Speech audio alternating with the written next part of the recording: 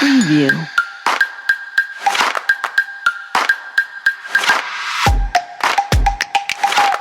Olá, tudo bem? Estamos aqui na Expo Indústria Maranhão 2023, no Multicenter Sebrae, conversando com o professor Isaac Ramos a respeito das perspectivas futuras no empreendedorismo junto aos jovens.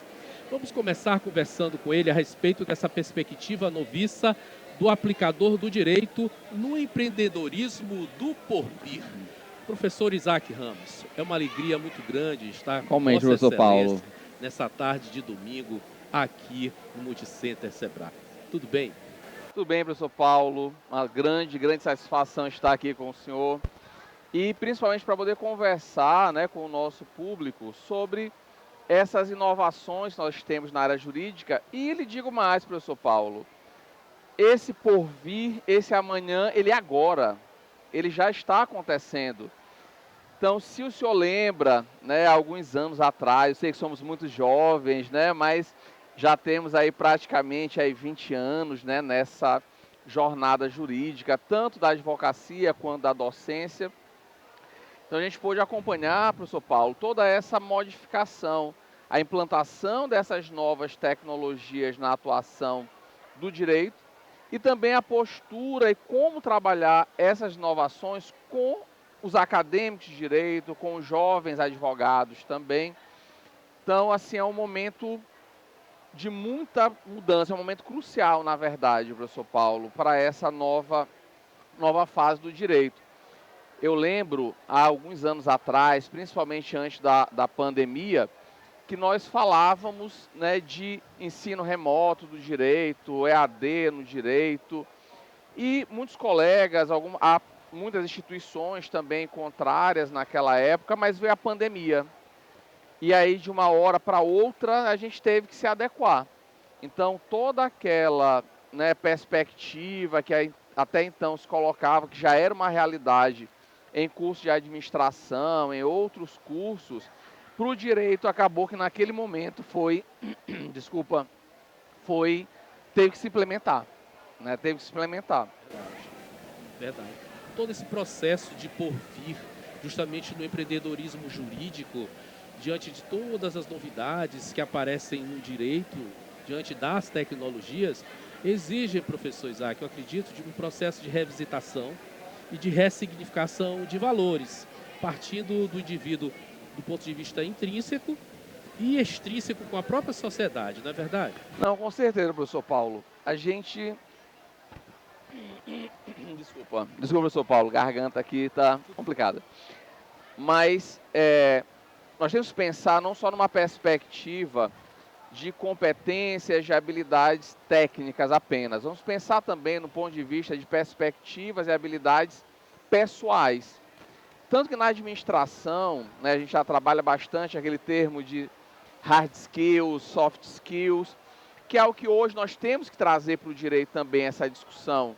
É você pensar aqui na perspectiva das hard skills, né, dessas competências técnicas, competências profissionais, que eu tenho que pensar hoje no exercício da advocacia, no exercício da docência também, é importante essa visão empreendedora, mas pensar aqui numa perspectiva de um planejamento estratégico, de uma gestão financeira, de um controle estratégico, professor Paulo, dentro dos processos internos, dentro do escritório, porque nós temos que verificar o escritório de advocacia hoje como um negócio.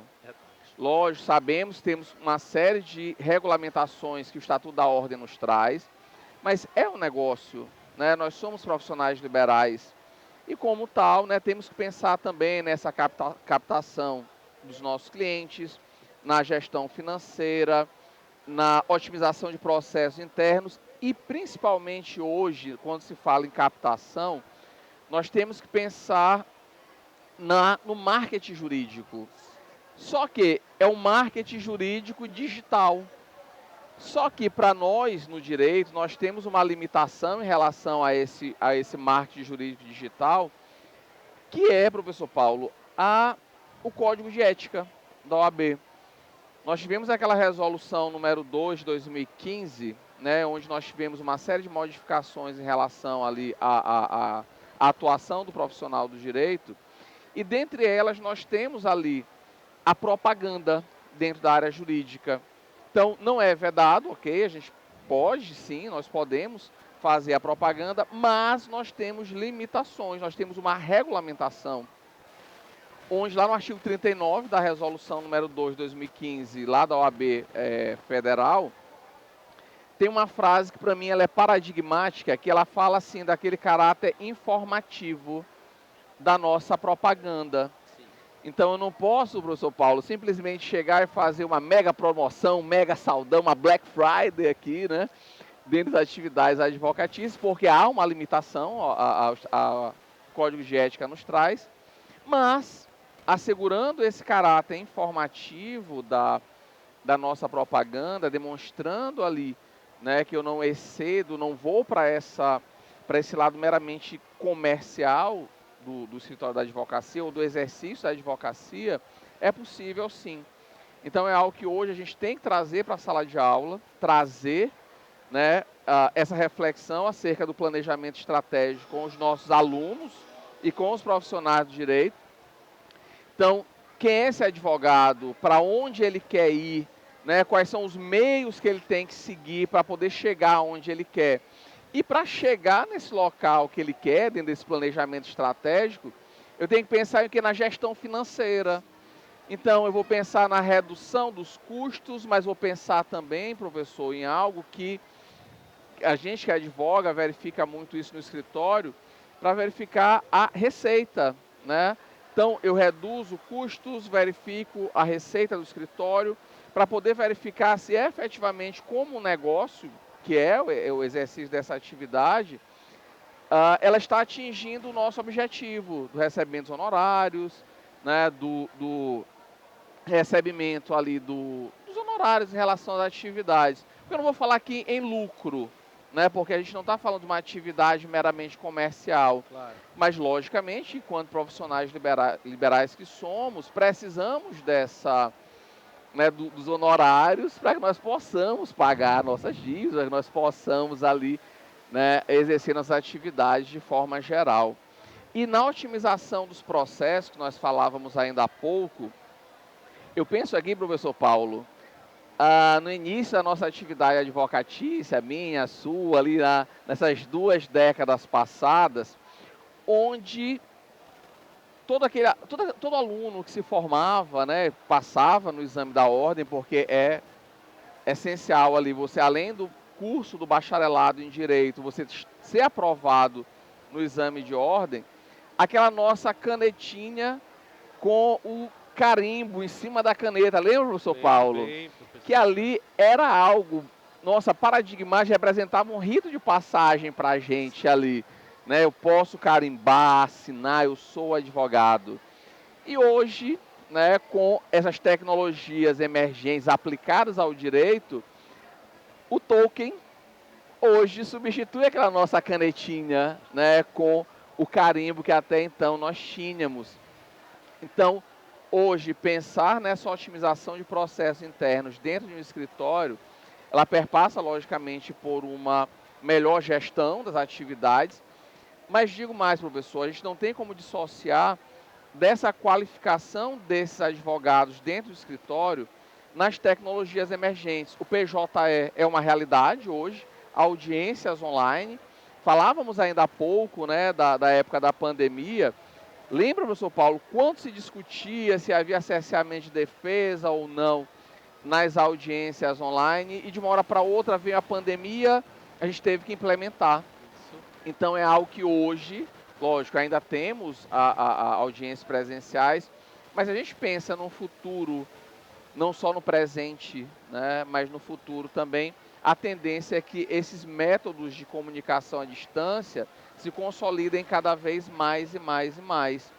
E outra coisa, professor Paulo, nós temos aqui a inteligência artificial, que hoje é uma realidade em todas as áreas, né? É uma realidade dentro de todas as áreas, no direito não é diferente, só que conversando sobre tudo isso, é importante a gente lembrar o seguinte, ok? Temos as hard skills, temos ali as competências e habilidades técnicas, mas nós temos, professor Paulo, eu, você e todos os colegas advogados e advogadas que estão aqui assistindo, os acadêmicos de direito também. Porque assim, por mais que a gente fale inteligência artificial trazendo que na verdade é uma ferramenta que nós temos para o exercício da profissão, mas ela, pelo menos hoje, não substitui essa sensibilidade que eu tenho, que você tem, que cada um desse profissional do direito tem no exercício da profissão. E aí entra, professor Paulo, além dessas hard skills, as soft skills. Então, essas competências pessoais, essas habilidades pessoais, muitas delas inatas, mas a gente tem que lembrar também, professor Paulo, que além de competências inatas, a gente pode trabalhar também no decorrer do curso curso de Direito, nos cursos jurídicos de forma geral, essas habilidades pessoais também, né? Então, muito se fala, né, em habilidade técnica, habilidade técnica, habilidade técnica, só que quem exerce essa habilidade técnica somos nós, professor Paulo, né? Somos nós, pessoas, né? Então, acho que é importante, sim, a gente trabalhar sempre nessa perspectiva. Então, habilidades como empatia, que é importante a gente pensar aqui, adaptabilidade, e aí as novas tecnologias emergentes estão aí para mostrar como a gente tem que se adaptar nessas novas perspectivas, sim, né? A gente tem que pensar na proatividade, nós temos que pensar na persuasão, no poder de argumentação que nós temos que ter também. Então, tantas outras que nós temos que trabalhar no decorrer do curso, trabalhar no decorrer do exercício de nossa profissão. E aí tem uma frase muito interessante que eu particularmente gosto muito dentro da administração, que se aplica de forma geral aos exercícios das profissões, que é o seguinte: as hard skills te contratam. Então, a nossa competência técnica, a nossa competência profissional, as habilidades técnicas profissionais, elas podem ser medidas. Eu tenho uma graduação, eu tenho uma pós-graduação, eu tenho um mestrado, tenho um doutorado, tenho cursos em várias áreas jurídicas. Então, eu posso medir cada uma dessas habilidades.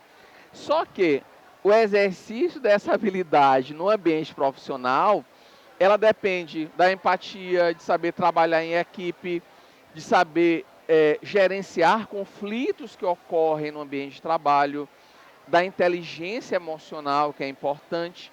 Então, a hard skill te contrata, mas muitas vezes as soft skills desligam esse colaborador, desligam esse profissional, porque ele pode ser o mais qualificado possível, mas se ele não sabe desenvolver essas atividades ali em equipe, não sabe desenvolver essa atividade de forma proativa, se adaptando às novas tecnologias, ele fica para trás. E, infelizmente, muitas vezes ele acaba sendo desligado daquele escritório, daquele ambiente corporativo. O seu escritório, como um advogado que atua de forma isolada ou numa sociedade de advogados, o exercício dessa atividade acaba sendo prejudicada.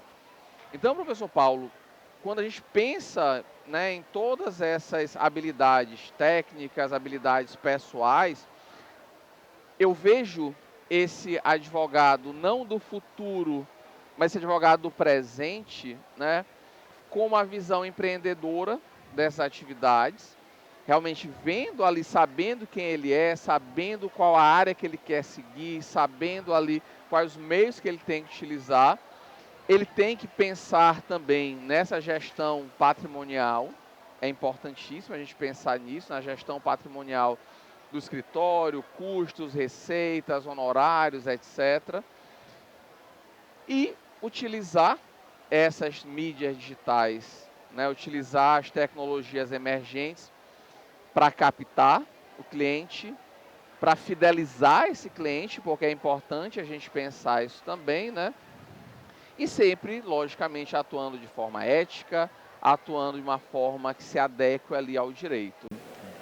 A gente tem percebido no decorrer do trato acadêmico. Nós estamos há muito tempo na academia, enquanto educadores, né? Eu costumo dizer que ser educador é gênero e ser professor é uma espécie.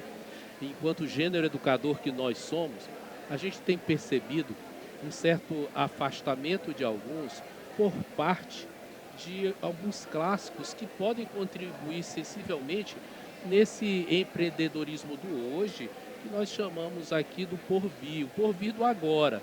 Como, por exemplo, quando Baltazar Gracian, na obra, nos fala sobre a arte da prudência, né?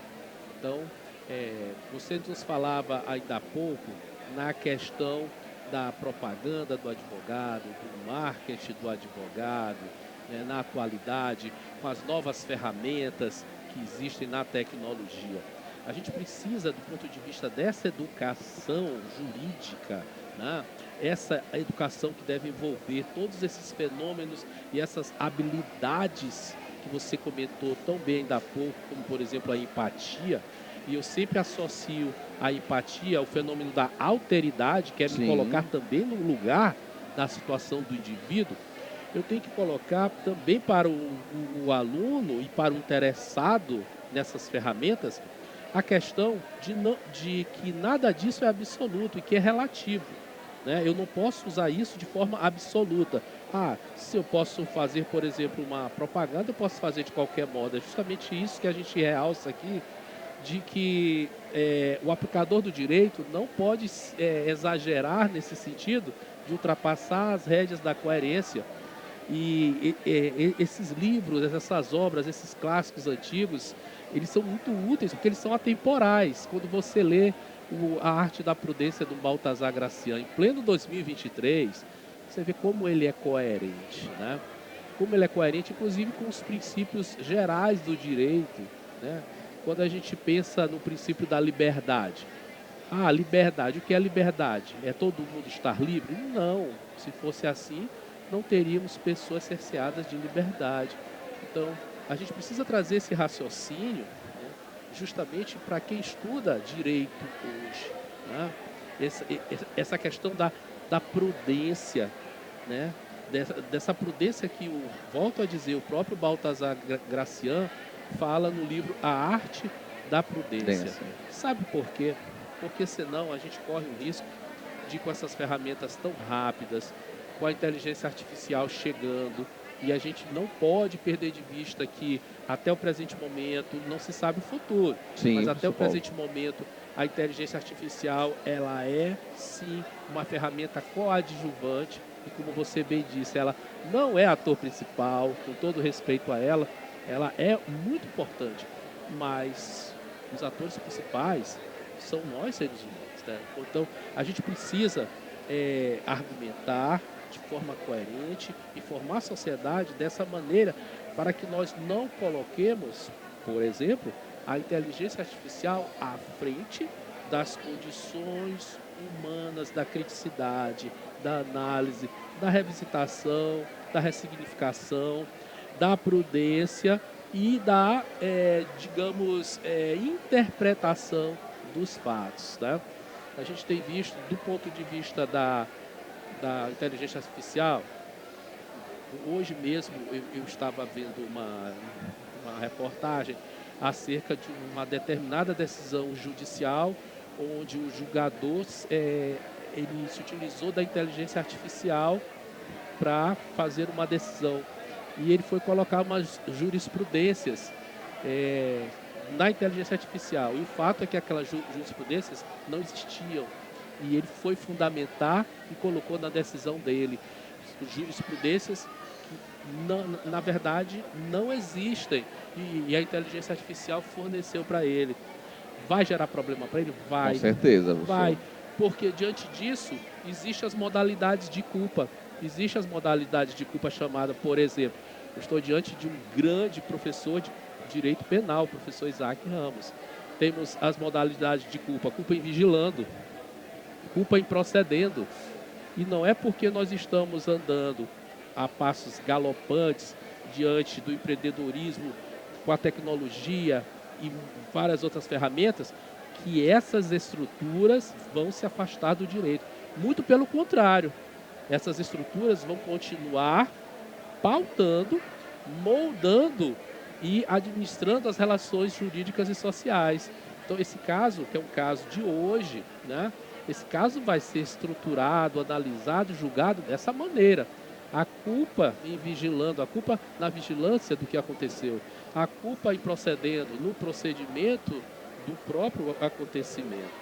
Então, tudo isso também, não sei qual é o seu ponto de vista ainda, professor Isaac, a respeito disso, mas eu acho que isso também gravita em torno dessas discussões acerca desse empreendedor. Não, com certeza, professor Paulo. Essa questão, assim, do próprio fenômeno da percepção, se a gente analisa de um ponto de vista até psicológico também, você vê que você tem esses estímulos externos, eles são ali internalizados através de sentimentos humanos, e aí você tem a questão da percepção até chegar na formação, né, do Instituto da Memória. E aí eu vejo que, ora, dentro de uma inteligência artificial, por exemplo, que hoje é um dos grandes pontos de discussão no direito também, ela gira em torno de algoritmos, de variáveis. Você tem ali, logicamente, o cabedal humano que exerce ali a programação, mas gira em torno de algoritmos. Só que as relações humanas que são levadas à apreciação do poder judiciário, os conflitos que surgem na sociedade, eles são muito particulares. Então, por mais que eu tenha linhas gerais ali, né? Como o senhor colocou aqui, a doutrina, a jurisprudência, a lei em si, mas quando eu pego toda essa legislação, né, que ela é abstrata, e aplico ao caso concreto, eu não tenho como dissociar isso do fenômeno da percepção do julgador. Então, é esse julgador que, por exemplo, né, trazendo para uma esfera do direito penal, como o senhor muito bem colocou aqui, consegue verificar uma conduta onde um indivíduo mata o outro, que é uma conduta que está tipificada no Código Penal como ilícito penal, no crime de homicídio, no artigo 121 do Código Penal, e tem a sensibilidade de perceber que aquele indivíduo matou o outro porque estava numa legítima defesa. Então, hoje eu vejo assim, como é que eu vou perceber, como é que a inteligência artificial, pelo menos no molde que nós temos hoje, ela vai perceber essa sutileza a ponto de perceber que aquela conduta, embora seja atípica, ela não vai ser antijurídica, né? Ela não vai ser contrária ao direito. Aí você pergunta, sim, mas o indivíduo matou o outro, mas o próprio Código Penal, reconhecendo ali que houve uma injusta agressão, ou seja, houve uma agressão, mas essa agressão não foi justa. E o indivíduo, para se defender dessa injusta agressão, se utiliza de meios proporcionais para repelir aquela injusta agressão. Então, a gente, quando trabalha isso em sala de aula, a gente traz o aluno, né, e mesmo nos cursos já para profissionais, a gente traz esse aluno para que ele veja ali e consiga perceber essas nuances. Então, eu digo hoje, pelo que eu já pesquisei de inteligência artificial, eu ainda não vejo, nesse momento, pelo menos, né, como essa inteligência artificial analisar o caso concreto e ser capaz de, por exemplo, a partir desse caso concreto, redigir uma sentença onde ele faça incidir uma excludente de ilicitude, uma excludente de tipicidade, uma excludente de culpabilidade. Então, são questões que hoje esse profissional do direito, né, como nessa visão do porvir, que o porvir está hoje aqui também, esse advogado, esse profissional do direito com a visão empreendedora, ele está dentro de um novo quadro que a cada dia se modifica, né? E a gente para e pensa que como ele se modifica tão rápido, a ponto de, né, você ter um PJE, você ter audiências online, você ter a discussão de inteligência artificial, você ter a discussão de uma série de programas dentro dos órgãos jurídicos, e esse profissional, né, com toda a capacitação jurídica, ele também tem que fomentar nele, e a gente tem que buscar também fomentar isso nos nossos alunos, essa adaptabilidade. Eu acho que o ponto central, professor Paulo, está dentro dessa adaptabilidade. Não podemos jamais dissociar os clássicos, porque de lá que nós buscamos toda ali a nossa fundamentação, essa que é a verdade, aqueles conceitos mais elementares, aqueles conceitos mais sólidos das nossas áreas como um todo, da área penal, do direito administrativo, da área constitucional, da área empresarial. Não podemos dissociá-los jamais, né, a leitura dos clássicos, mas sempre fazer essa adequação à sociedade atual. Porque eu lembro, São Paulo, quando nós estudamos lá a Introdução ao Estudo do Direito, o nosso caríssimo Miguel Reale, né, quando ele fala ubi societas ius, onde está a sociedade, está o direito. Perfeito. Então, direito e sociedade são conceitos que se interrelacionam, eu não posso associar um do outro. Então, essa sociedade se modifica, esse direito tem que se modificar também. Então, lembrando, né, dessas frases, né, que a gente vai trabalhando no decorrer do curso, tema que eu gosto muito também, professor Paulo, que é legal para a gente ilustrar aqui, que a lei dos mortos não pode governar o mundo dos vivos. Então, a lei tem que ser dinâmica, né? O ordenamento jurídico tem que ser dinâmico. E no direito penal a gente sofre muito com isso, né? Porque você vê outros ramos do direito conseguindo uma atualização mais célere, que consegue ali acompanhar essa dinâmica social, mas dentro do direito penal, e é uma crítica que eu faço, inclusive em sala de aula, nós sempre, né, estamos ali, né, a passos lentos, ali adequando essa legislação, e aí entra aquela questão, né, que eu não posso jamais utilizar a analogia para prejudicar o réu, é estrita legalidade, se não está na lei eu não tenho como aplicar. Então, transcende aqui a esfera da letra fria da lei.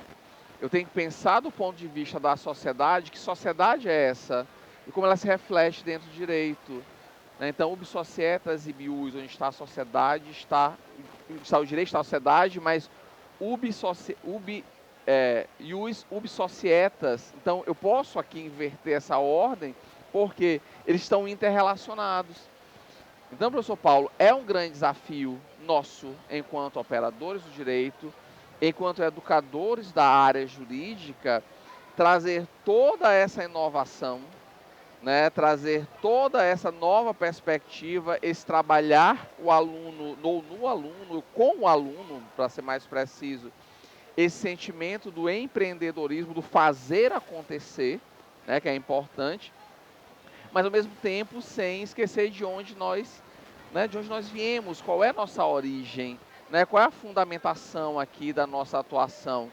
Então, esse é um desafio que se apresenta para mim, para o senhor, para todos os colegas que estão em sala de aula, professores, mas também para aquele aluno que está ali, né, que interage hoje com as redes sociais, que interage ali com as mídias digitais de forma geral, e saber que essas mídias não estão ali, no caso do direito, não devem estar contra ele, mas a favor dele, né? Então, antes, nós, né, chegávamos naquele momento importante da nossa formatura, éramos ali aprovados no exame de ordem, abríamos ali o nosso escritório de advocacia e muitas vezes ficávamos ali esperando que aqueles clientes iam até nós. Verdade. Só que, hoje, qual é a grande forma de captação, conforme nós falávamos ainda há pouco? O marketing jurídico digital.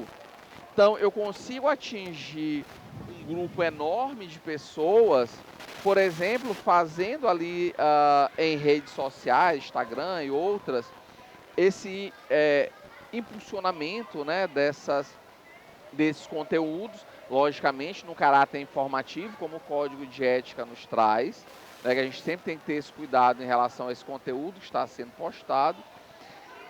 E digo mais, por exemplo, falávamos ainda há pouco dessa gestão financeira dos escritórios, uma prática hoje muito comum, que no passado nós não víamos tanto, é a utilização do coworking. Esse advogado que está iniciando não tem ainda recursos para montar aquele grande escritório, aquela mega estrutura de escritório, ele se utiliza ali daqueles espaços compartilhados. Existem, inclusive, professor Paulo, eu achei interessante, a gente já conversou sobre isso, espaços de coworking específicos da área jurídica. Então, onde você tem toda uma estrutura de escritório de advocacia, mas compartilhado. Então, olha que ponto positivo, né, para esse acadêmico, né, que ali acabou de se formar, que fez ali o exame da ordem, foi aprovado, está ali advogando. Então, e além disso, nós temos que lembrar também da própria OAB. Né? A OAB, enquanto órgão representativo de classe, ela tem um papel fundamental aqui nessa inserção desse profissional do direito do mercado de trabalho, onde você tem uma comissão, por exemplo, do jovem advogado, você tem uma comissão de empreendedorismo jurídico, do coaching jurídico, assim como temos várias outras comissões de áreas específicas, de liberdade religiosa, de segurança pública, de micro e pequena empresa, direitos humanos e tantas, direito cartorial. Olha que interessante. Né? A chamada advocacia extrajudicial, né, que se apresenta hoje também como uma possibilidade real para esse advogado noviço, né, que está ingressando ali nesse mercado de trabalho, ter um retorno mais ali imediato, ou não, às vezes não imediato, mas pelo menos em médio prazo, para que ele consiga ali receber seus honorários, reinvestir dentro da sua atividade de advogado e poder expandir cada vez mais essa atividade. Então, é pensar nesse empreendedorismo jurídico na atuação desse advogado. E digo mais, professor Paulo, não só naquele no início de carreira, porque é isso que a gente tem contato diário por sermos professores de graduação, pós-graduação aqui também, mas daqueles que já estão também há muito tempo no mercado de trabalho, que vivenciaram aquele direito físico, aquele direito de levar o processo. Quantas vezes, professor Paulo, nos encontramos no fórum ali carregando nossos processos físicos de um lado para o outro, né, ali imprimindo as petições, assinando as petições, protocolando essa petição fisicamente ali nos tribunais, na justiça estadual, federal, e hoje não. Né? Hoje eu tenho aqui os meios digitais. Então também eu vejo, professor Paulo, chamar também esse advogado que já está há muito tempo na profissão, temos colegas já de 30, 40 anos de advocacia ainda em atividade, e para que esse profissional, que a gente tem que pensar nele também, né? E aí entram as soft skills, essa possibilidade de adaptação, porque infelizmente para esse profissional que já está no mercado de trabalho, que infelizmente não se adapta a essas novas tecnologias, ele acaba que cada vez, né, menos ele vai tendo espaço numa captação de redes sociais, ao verificar o processo no PJE, ao protocolizar uma petição ali no PJE, ao fazer uma audiência, né, por meios remotos de comunicação de dados. Então é pensar realmente, professor Paulo, no exercício da advocacia enquanto uma atividade que está ali visceralmente ligada com a atividade do empreendedor, da captação, da fidelização, da utilização das ferramentas, né, na atividade desse profissional. E aí está o nosso papel, né, enquanto professores, trazer para a sala de aula, desde o início, daquele primeiro período até as últimas aulas, aquele aluno que já está ali em vias de se formar, é levar para ele não só a hard skills, eu gosto muito de falar nisso, né, desse conhecimento técnico, mas trabalhar as soft skills, trabalhar todas essas competências e habilidades pessoais. Ok, se ele tem elas inatas, ótimo, vamos lapidá-las. Mas se eles não as têm, vamos trabalhar com eles, professor Paulo, né, para que ele venha adquirir no decorrer do curso do Direito. Nós conversamos aqui com o professor Isaac Ramos a respeito justamente da perspectiva noviça, do empreendedorismo do porvir, no trato com os advogados nas ciências jurídicas. Professor Isaac Ramos, muito obrigado por ter aceito o nosso convite e que nós estejamos juntos em novos projetos, cada vez mais nas ciências jurídicas. Com certeza, professor Paulo. Eu que agradeço pelo convite. Tenho muito orgulho de fazer parte dessa instituição, da EduFor, onde trabalhamos competências técnicas, mas também sempre associadas às competências pessoais desse nosso aluno. Obrigado, professor.